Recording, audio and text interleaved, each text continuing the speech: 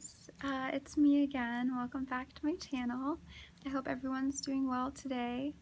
I am here in my most least favorite place. Although I do have great care, wonderful nurses, so I can't complain, but it's been a really long 5 days. Today is, I think, Wednesday, and I got here Saturday originally. So what had happened was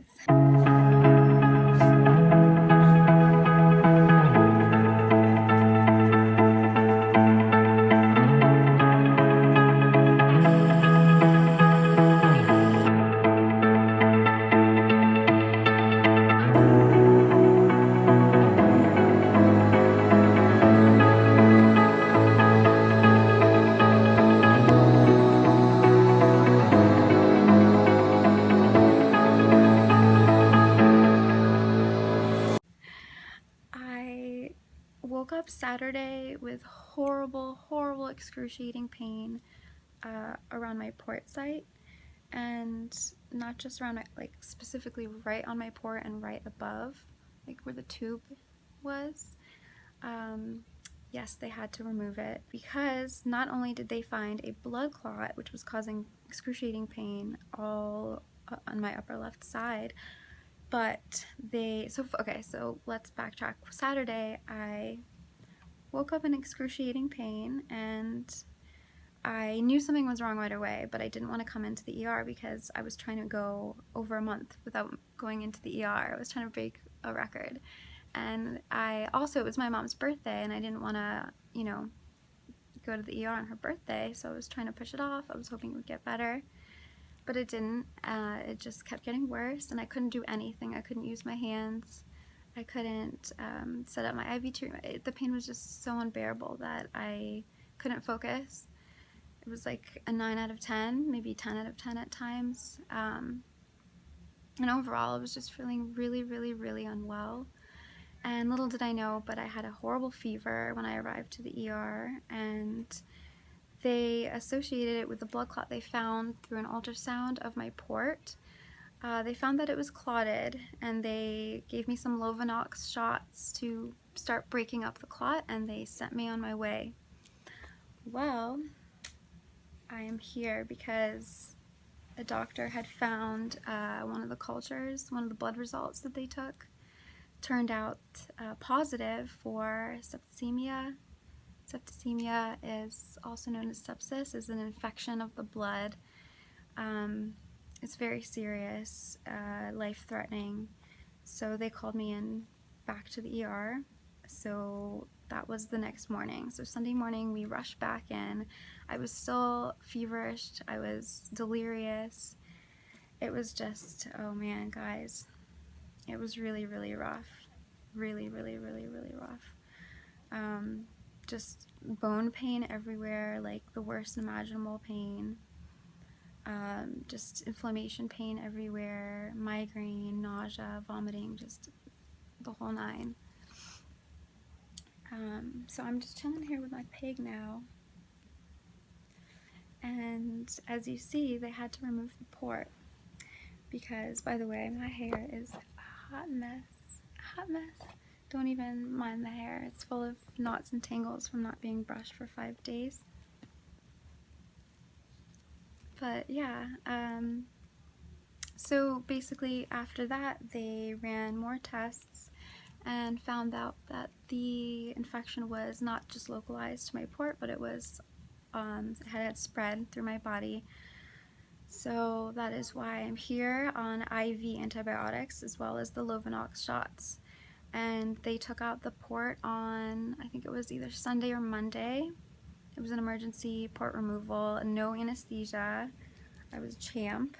Just a little teeny bit of sedation and pain meds, and it went a-okay. No complaints. Honestly, the hardest part was the packing. They have to pack the wound with, like, they have to, like, stuff it, basically, every day with, like, gauze strips, because it had so much pus and blood oozing out. So they've been packing it. I think that's the hardest or most painful part, is the packing of the port wound. And guys, I am so disappointed because I really needed these treatments, these IV treatments that the port was allowing me to get for my POTS and hypovolemia. It was giving me some quality of life, and just in a matter of 2 or 3 weeks, the difference was pretty significant. I was able to get out of bed more and like not use my wheelchair in the house as much. So anyway, I'm brain fogging really bad, so I'm gonna take a little breather and rest, and I will be right back. Hopefully I can remember where I left off last time I recorded before I got too tired and had to stop talking. I think I was talking about the IV treatments that I was starting. I think I mentioned like the Lovenox shots, the blood clot shots, the blood clot buster shots that I've been on, but I also started IV vancomycin over the weekend, and that ended up causing, wait, did I mention? I think, yeah, I did mention that they sent me home from the ER, and then they called me back because they found out that I had the sepsis, and then they're like, oh, you have to come back, and then they started me right away on IV vancomycin, which got me really sick and really nauseous, a lot of vomiting, so I was switched over to IV Ansef, which is actually a stronger IV antibiotic, but it didn't have the same effects on my stomach, except that triggered my mast cell disease, and it got me really itchy, and I got like allergic reactions from it. Oh no. So now I'm doing a third IV antibiotic, daptomycin. I haven't had any reaction other than like some diarrhea and stomach pain and nausea, but nothing like as bad as the other IV meds, IV antibiotics, I should say. I'm also on a proton pump inhibitor. I think it's called pantoprazole or something. I don't know, something like that, because my stomach has been wrecked like ever since I started the IV antibiotics. I think it's a combination of like the sepsis and just the IV antibiotics like destroy good bacteria in your gut as well as like the bad bacteria. So they have me on probiotic as well to try to replace the bad bacteria. I'm on vitamin C, which is good for the immune system, and I think that's really important when you're fighting any bacterial infection. You need to have a really strong immune system. So that's really important. I'm getting that every morning. I'm getting lactated ringers, which is magnesium and potassium along with the saline. No calcium, because I'm actually what is it called? Oh my god, I am brain farting on what it's called. My calcium has been too high, hyperkalemic. Okay. And so they're going to test my parathyroid, I think, to see what's going on there. But basically that's where I'm at now. We're going to see if the new IV med, the IV daptomycin, will control this infection, hopefully. Today's the first day I've actually had energy to talk and to like get dressed. Oh, that's great news. And to like be like a real person. And so hopefully that's a good sign. I had no fever today for the first time. Yay. Because from Saturday until Tuesday I was having fevers. Or at least for 3 days straight I was having really bad fevers. Yeah, it's been really rough, but we're just trying to get this under control. Tomorrow we're going to do probably I had an echo on my heart, but it turned out normal, but they think I could still have an infection in my heart. So they're going to put like apparently something down my throat to go down into my heart. It doesn't sound that pleasant, but we just want to make sure that the infection hasn't spread to my heart. We checked my spleen, my liver, and my gallbladder, and it's not there, thank God. Good. And yeah, that's kind of where we're at now. I had some PT today. I actually left the room, which was amazing. And I've been using the bedside commode, but today was the first day I was able to use the bathroom. So that's a lot of progress for one day. Awesome. So, Congrats. Yay, I'm pretty happy about it. I'm so happy. Yeah, so that's all my update for now. I gotta get a big pinch, you okay? Mm-hmm. 1, 2, 3.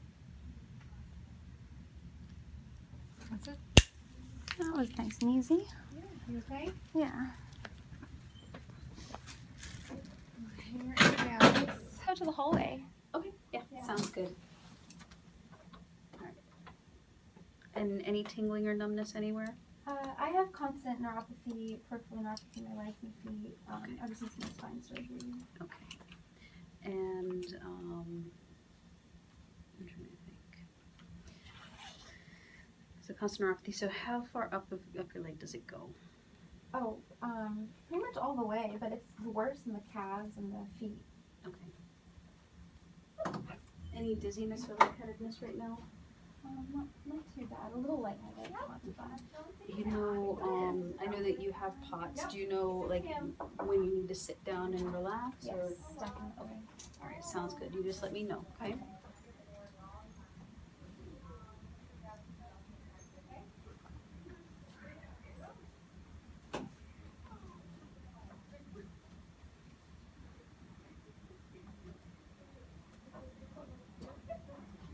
So the walker's a little low for you. Are you okay with it for right now? Yeah. Feels so good. Yeah, I did great. No, she's doing very well.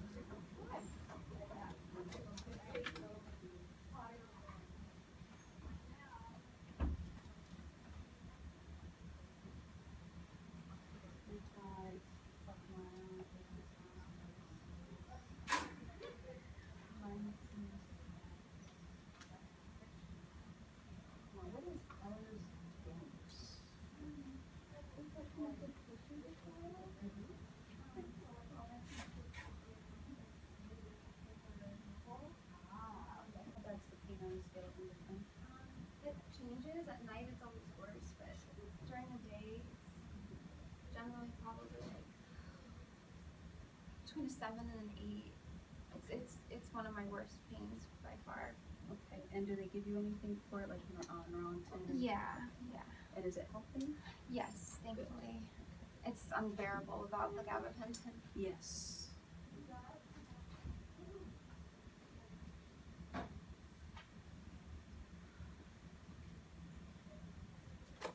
Made it.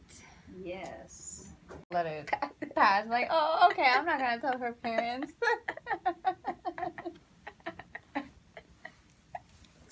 Are you okay? Oh my god, what am I doing? Like, I'm not gonna tell her, please. That's why I started. I was scared, Claire. Oh my god. Oh my god, my teeth hurt. Those are cute, PJ. Oh my god. You were cracking me up so much. I am so sleepy, but you know when you get to the point where you're so tired that you're like in the zombie state, that you're just like you're wired. high? Yeah, You're exactly. high Like, wired. yeah, high off a lump of sleep. Like that's how I feel. You're high And wired. off of your good vibes, of course. Because I love seeing you. I love seeing you too, girl. Always. I love seeing you. Come here. I feel like when I hug you, I'm like hurting something. Well, you are, if I'm being honest, but it's okay. Am I It's hurting worth you? it. Yeah, but it's okay. I have pain everywhere all the time. It's like I'm used to it. It's okay. But that didn't hurt what you just did just now. Yeah. Like wise conversations we were having, because this girl's like a guru. Seriously, she's a spiritual guru. And she was giving me the best advice, and I was like, I need to record this so I can remember this, because I feel like I'm in like the best therapy session of my life. And then I press record and then we just start acting a fool. I know, sorry. It's okay. Healers can be fools too. Of course. That's how we become balance, who we are. balance, Through all people. the experiences. Yin and yang, exactly. Yin and yang, yes. You can create your reality. You just have to declutter, get rid of all the fears and the obstacles that are coming in your way. You can literally create your reality. That's what I've been doing. Like, I need to stop being in denial. That's what I'm doing, Claire. Yeah. Like I have such strong willpower. You But do. It's not easy, sometimes Claire, you just what you're can't. going You just through. there's just walls in the way that you just can't break down, and you can't climb over because you're not Yeah. able to climb. People who are very strong, unfortunately, get The worst. bigger obstacles because they can handle. In Portuguese, there's a saying.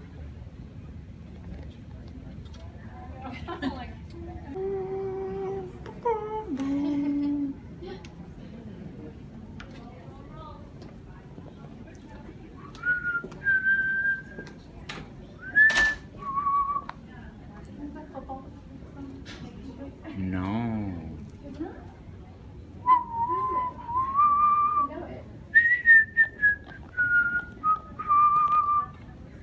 Rocky. Oh! It would be. You should know that.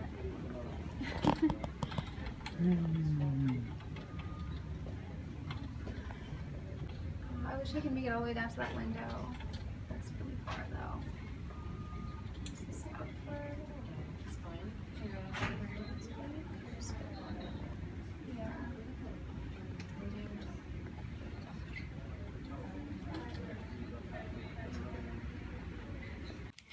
So you guys, I wanted to show you my brunch for the day.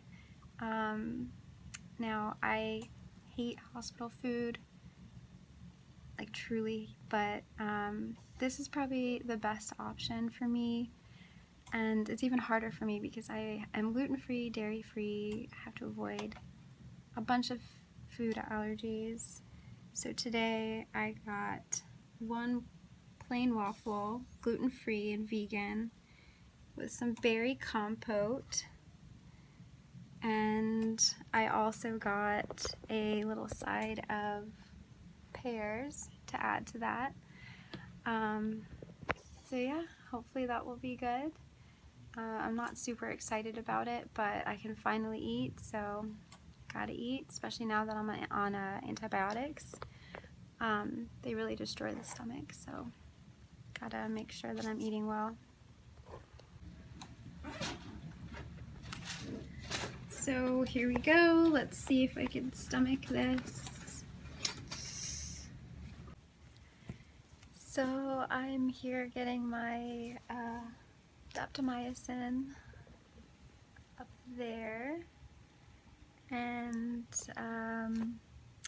I had an amazing healing touch session earlier. A nurse came by and did kind of like Reiki, except with some minor touching, and it was so relaxing. It was so nice. It was one of the best Reiki sessions I've ever had. Very much needed and appreciated. Hey, so as you can see, I am home. No, I don't look that happy about it. I'm just extremely exhausted after a week of not sleeping in the hospital. I just wanted to come on here really quick and say I was discharged last night. I am in so much pain right now, and I'm not feeling that much better, but because the infection is under control and it's a mild sepsis, I was able to be discharged with my Picc line that I got placed, which I'm going to talk about that in a minute. That was how I am able to do my treatments from home with the Picc line. So I'm going to be continuing my IV antibiotics from here. They trained me in the hospital, and I have 3 nurses now coming, and a nurse for my antibiotics, a nurse to help with my regular saline infusions for my POTS, and then palliative nurse. Anyway,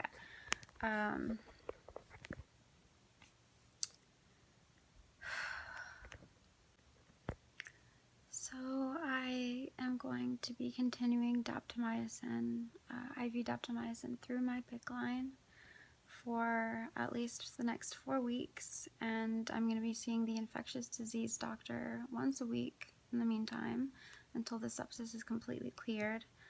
And I am continuing my normal IV treatments as per usual, just through the Picc line rather than the port. We took care of the port for the first time ourselves today, and it's actually hurting for the first time in a few days, basically since the sepsis was just at its worst. The first few days I was in the hospital, and then the pain in my port got better after the port was removed and it was cleared out, and now it's hurting again, which is making me nervous. Last thing I want is it to be reinfected, since I'm not even cleared from this infection in my blood. That's obviously the last thing I need. But hopefully the IV antibiotics that I'm on will take care of it if you know, whatever it is. We were extremely careful when we cleaned it, but it's, you know, with a big open wound like this, it's just, you can't take enough safety measures, you know, especially for me being immunocompromised. So I am so grateful to be home with my cat and my mom, and it has been really, really, really, really tough this week.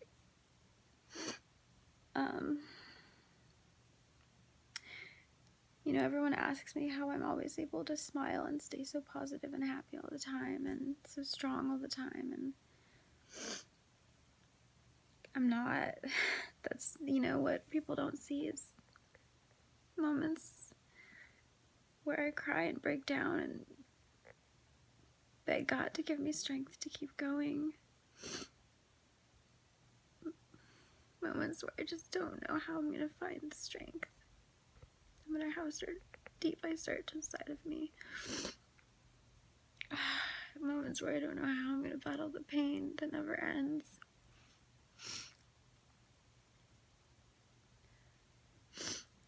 I mean, what I do is I just focus on anything that I can that's going good. You know, I pray and I focus on my loved ones and anything that's not killing me, not hurting me so bad that I can, you know, I try to take as much time to focus on anything going right.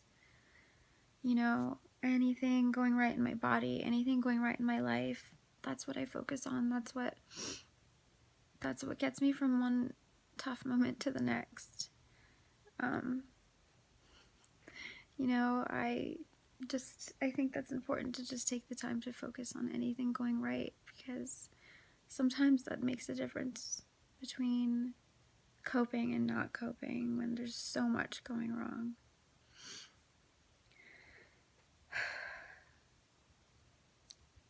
I am mentally exhausted beyond words, and knowing that this treatment, not only my day-to-day treatment, which is hard enough, but the extra added IV antibiotic treatment on top of everything, it's just so much. It's so much work, and it takes so much energy that I don't have.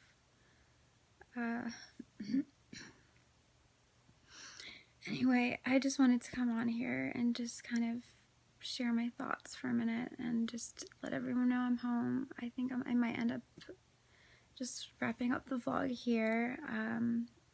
As I said, I'm going to continue to do my IV antibiotics from home and just keep fighting.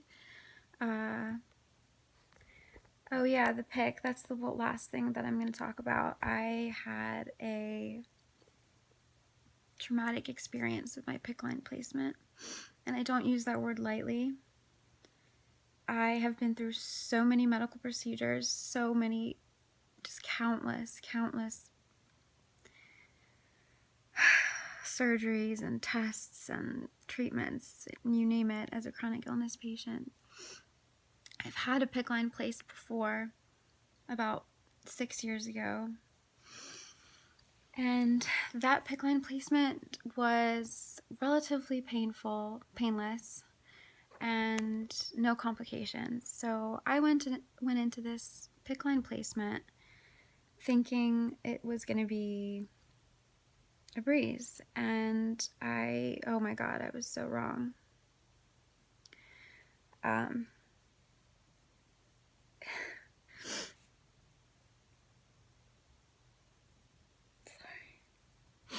It was extremely painful, and it took 5 tries, and I felt every single attempt at getting the tube up my arm.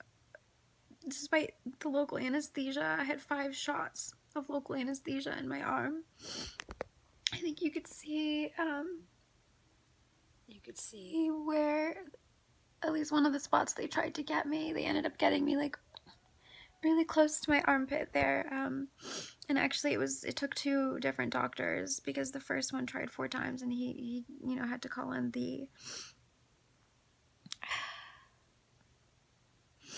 his doctor above him. It was so rough. I was just every second was just, it felt like it was an eternity. I felt everything, and I was just crying and praying to God the whole time, just take me out of my misery. It took maybe 2 hours.